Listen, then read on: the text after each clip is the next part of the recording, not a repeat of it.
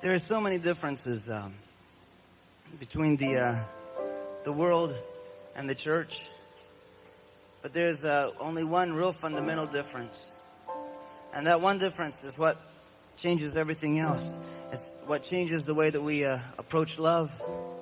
It changes the way that we approach heroism, and it affects our values, and because of that, it, of course, affects our behavior. And that is, it all comes down to who you believe Jesus was. And if Jesus really is Lord, then you no longer say, well, I choose to love so and such because they're very pretty. When you say Jesus is Lord, what you say is, I choose to love who Jesus would have me love because he would have me love them. When you say Jesus is Lord, that doesn't mean you go out and join any army you want to, and you choose any enemy that you choose. It means you allow Christ to choose your enemies and your friends.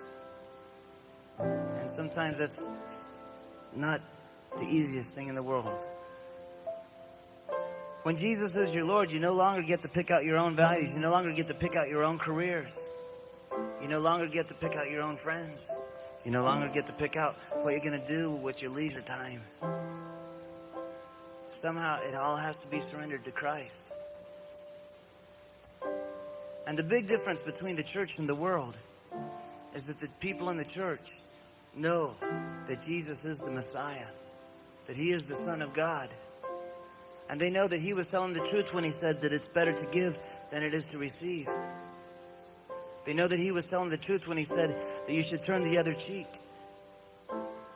They know that he was telling the truth when he said that the meek would inherit the earth and that the poor in spirit would have the kingdom of heaven. And until you're really in the church, until you've really been adopted into the family of God, those things won't make any sense to you.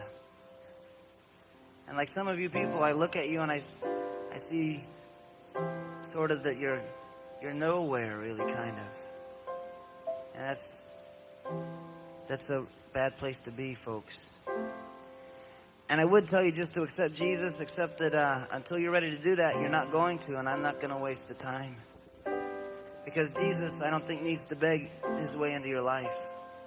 Because you're a robber if you don't let him in. The old Hebrews, the old rabbis used to say, if a man receives a blessing from life and does not thank God, then he is a thief.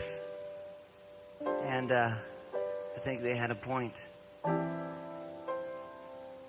I can only tell you that in my life, Christ is very real.